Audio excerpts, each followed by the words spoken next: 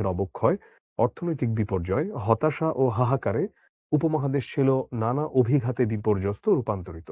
এমনই এক পরিবেশে কাজী নজরুল ইসলাম তার ব্যক্তিজীবনের অভিজ্ঞতায় বিনির্মাণ করলেন শাশ্বত কল্যাণ ও সাম্যবাদের মহাকাব্যিক এক আশাবাদী জগৎ।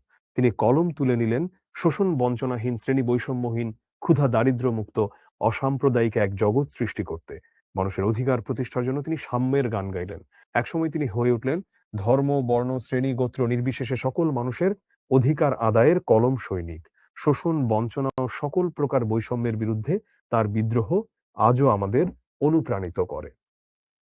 আমরা একটা সৃজনশীল লিখতে সময় নিব সব মিলিয়ে ১৯ মিনিট। এর চেয়ে ১ মিনিটও বেশি সময় আমরা নেব না। যদি আমরা ১৯ মিনিটে সৃজনশীল লিখে শেষ করতে পারি, তাহলে আমরা সবগুলো সৃজনশীল লিখে শেষ করে আসতে পারবো। আমি আমার শিক্ষার্থীদের কাছে আবার জানতে চাই, লাস্ট মোমেন্টে আমি চ্যাটটা রিজুম করেছি। তোমাদের কার কার এমন হয় যে টাইমলি সৃজনশীল লিখে শেষ করতে পারো না পরীক্ষায়? লিখো তো, লিখো, চ্যাটে লিখো। কার কার এমন হয়? আমি চ্যাটটা ওপেন করে দিয়েছি। সাথী জিজ্ঞেস করেছে অলংকার সরলতা মানে কি? সরলতা মানে কি? সরলতা মানে যে অনেক সিম্পল ভাষায় লেখা। আর অলংকার মানে হচ্ছে একটা লেখার মধ্যে নানা রকম সৌন্দর্য। আচ্ছা, আমার লাইনটা অনেক অন্তত ওই যে অন্তত ৭০০-৮০০ জন মানুষ বললা যে তোমাদের এই প্রবলেমটা হয়। আচ্ছা, ১,০০০ প্লাস ক্লাসে আছে, তার মধ্যে যদি ৮০০ ই প্রবলেম হয়, চ্যাটটা আবার পজ করেছি। তার মানে 80% মানুষ এই প্রবলেমটা ফেস করে। তাহলে এটা কত বড় একটা প্রবলেম। আমরা সেই প্রবলেমটাই আজকে সলভ করব। আজকের ক্লাসের পরে আর কখনোই প্রবলেম হবে না। আমরা ঘড়ি ধরে একটা সৃজনশীল লিখতে ১৯ মিনিট সময় নিব। ১৯ মিনিটের চেয়ে একটুও বেশি সময় নেব না। তোমরা প্রথম ১টা ২টা অনেক সুন্দর করে লিখো। শেষেরটার গ, ঘ অনেকে শেষই করে আসতে পারো না। অনেকে তো পুরো একটা ছেড়েই দিয়ে আসো। অনেকে লাস্টে কি লেখো নিজেকে পড়তে দিলে নিজেই বুঝবা না। আর যে খাতা দেখছে উনি কি বুঝবে তোমার লেখা? তুমি নিজেই তো বুঝতে পারছো না তুমি কি লিখেছো। ১৯ মিনিটের ১ মুহূর্ত সময় আমরা বেশি নিব না। আমরা সেভাবেই সৃজনশীল লিখব। প্রথমে আমাদের জ্ঞানমূলক আসছে। জ্ঞানমূলক আমরা ১ লাইনে লিখব। বঙ্কিমচন্দ্র চট্টোপাধ্যায়ের মতে সাহিত্যের উদ্দেশ্য কি? ১ লাইনে। সাহিত্যের উদ্দেশ্য হলো সত্য ও ধর্ম। ১ নম্বর পেয়ে গেলাম। যত প্যারা তত নম্বর। এটা আমরা মাথায় রাখবো। তো এখানে যেমন খতে ২ নম্বর মানে অনুধাবনমূলকে, তাহলে এটা আমরা ২ প্যারায় লিখব। অন্য উদ্দেশ্য লেখনী ধারণ মহাপাপ বলতে লেখক কি বুঝিয়েছেন? আলোচ্য উক্তির মাধ্যমে লেখক বুঝিয়েছেন ব্যক্তি স্বার্থ রক্ষা বা অন্যের অনিষ্ট সাধনের উদ্দেশ্যে লেখনী ধারণ চরম গর্হিত কাজ। আচ্ছা, ১। এখন তুমি বলতে পারো যে ভাইয়া আমি তো এত কঠিন করে বাংলা লিখতে পারি না, যে লেখনী ধারণ চরম গর্হিত কাজ। তুমি লেখো যে অন্যকে খুশি করার উদ্দেশ্যে বা ব্যক্তি স্বার্থ রক্ষার জন্য লেখনী ধারণ করা খুব খারাপ কাজ। তুমি যদি সৃজনশীলে ফরম্যাট মেইনটেইন করে ঠিকঠাক লিখে দিয়ে আসতে পারো, তুমি ১০০% মার্কস পাবা, ১০ এ ১০ পাবা ইনশাআল্লাহ। এবং তুমি যদি ফরম্যাট মেইনটেইন করে ভেতরে মোটামুটিও লিখে দিয়ে আসতে পারো, তুমি অন্তত ১০ এ ৮ পাবা। কিন্তু তুমি যদি ফরম্যাট মেইনটেইন না করো, ভেতরে যতই সুন্দর লেখো, তুমি এ প্লাস কোনো দিনও পাবা না, তুমি এই পাবা না। তাই ফরম্যাটও মেইনটেইন করতে হবে, ভেতরের লেখার অর্থ ঠিক থাকতে হবে। অনেক কঠিন, কঠিন বাংলা লেখার প্রয়োজন নাই। তুমি যতটুকু পারো ততটুকুই লিখবা। এখানে আমরা কিভাবে অ্যান্সার করব এই অনুধাবনমূলক, যেহেতু ২ নম্বর মানে ২ প্যারা। প্রথমে আমি এক কথায় উত্তর দিব, তারপরে এটাকে আমি একটু বড় করে লিখব। আলোচ্য উক্তির মাধ্যমে লেখক বুঝিয়েছেন ব্যক্তি স্বার্থ রক্ষা বা অন্যের অনিষ্ট সাধনের উদ্দেশ্যে লেখনী ধারণ চরম গর্হিত কাজ। হ্যাঁ, বুঝালাম। এরপরে এটাকে একটু বড় করে লিখব।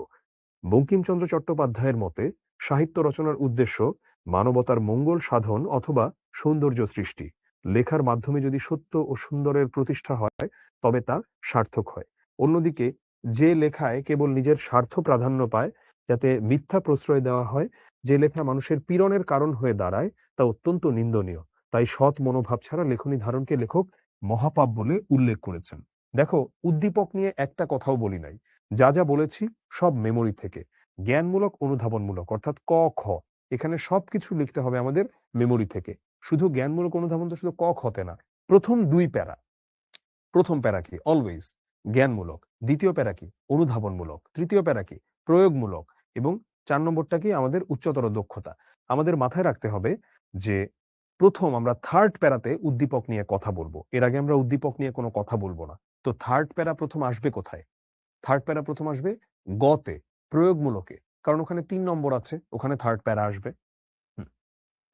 উদ্দীপকের কাজী নজরুল ইসলামের সাহিত্য সাধনা বাঙ্গালার নব্য লেখক দিগের প্রতি নিবেদন প্রবন্ধের কোন বৈশিষ্ট্যটির প্রতিফলন ঘটায় ব্যাখ্যা করো। উদ্দীপকের কাজী নজরুল ইসলামের সাহিত্য সাধনায় বাঙ্গালার নব্য লেখক দিগের প্রতি নিবেদন প্রবন্ধে প্রকাশিত মানব কল্যাণে আত্মনিবেদনের বৈশিষ্ট্যের প্রতিফলন দেখা যায়। এক গেল।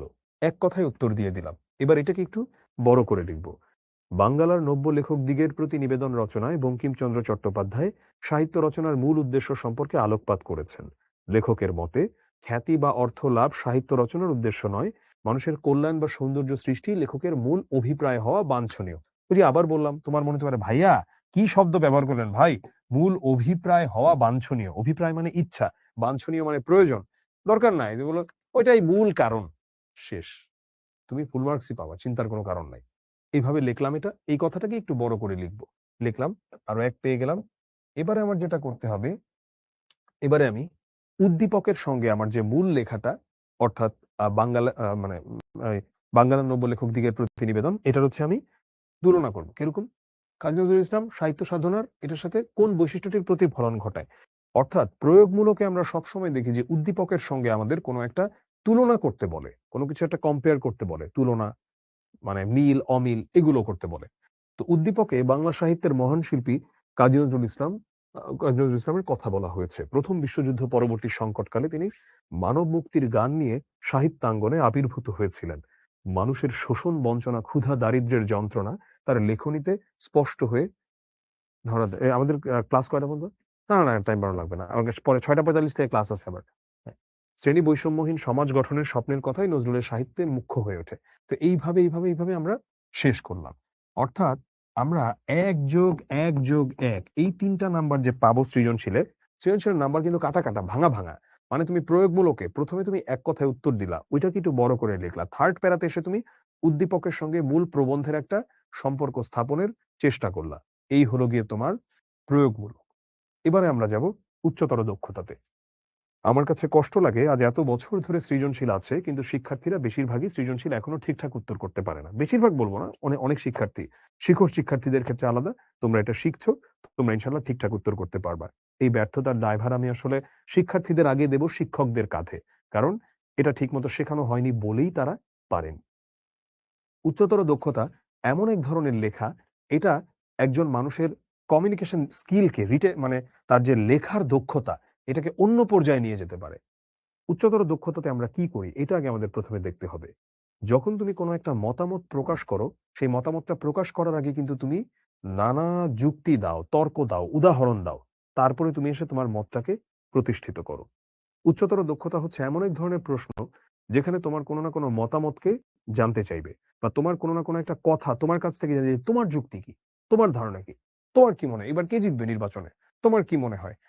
অনলাইনে পড়া ভালো নাকি অফলাইনে পড়া ভালো? আচ্ছা তোমার কি মনে হয় যে ফেসবুকটা অনেক বেশি অ্যাডিক্টিভ নাকি না ফেসবুকটা কাজে? তোমার কি মনে হয় যে স্মার্টফোন ইউজ করা ভালো নাকি পুরান দিনের বাটন ফোন ইউজ করাই ভালো? অনেক রকম কথা। এখন তুমি যখন যুক্তি দাও, তখন তো তুমি নানা কিছু বলে তারপরে তোমার যুক্তিটা উপস্থাপন করো। মানে তোমার মন্তব্যটা। এটাই আমরা এখানে দেখতে পাবো। বাংলার নতুন লেখকদের প্রতি বঙ্কিমচন্দ্র চট্টোপাধ্যায়ের নিবেদন উদ্দীপকে যথার্থভাবে প্রকাশিত হয়েছে কি? উদ্দীপক ও প্রবন্ধের আলোকে এই যে দেখো, তোমার মতামত দাও। চেয়েছে। চলো। এক কথায় উত্তর, সাহিত্যের মধ্য দিয়ে সত্য ও সুন্দরের চর্চা অব্যাহত রাখার বিবেচনায় উদ্দীপকে বঙ্কিমচন্দ্র চট্টোপাধ্যায়ের নিবেদন যথার্থভাবে প্রকাশিত হয়েছে। এক কথায় উত্তর দিয়ে দিলাম। প্রকাশিত হয়েছে কি হয়নি, এক কথায় উত্তর দিয়ে দিয়েছি। এবারে এটাকে একটু বড় করে লিখব বইয়ের ভাষায়। উদ্দীপক নিয়ে কোনো কথা না। উদ্দীপক নিয়ে প্রথম কথা আসবে 3rd প্যারাতে। বাঙ্গালার নব্য লেখকদিগের প্রতি নিবেদন প্রবন্ধে বঙ্কিম সাহিত্য রচনার ক্ষেত্রে অবশ্য পালনীয় কিছু পরামর্শ দিয়েছেন। তার মতে সাহিত্য রচনার উদ্দেশ্য খ্যাতি বা অর্থ লাভ নয়, বরং মানব কল্যাণ। লেখকগণের উচিত লোকরঞ্জন পরিত্যাগ করে সত্য প্রকাশে অসংকোচ হওয়া। বাংলা সাহিত্য সমৃদ্ধ জনকল্যাণমুখী করার জন্য বঙ্কিমচন্দ্রের এই পরামর্শ অমূল্য। হয়ে গেল। এবারে আমরা চলে যাচ্ছি কোথায়? আমরা চলে যাচ্ছি উদ্দীপকে।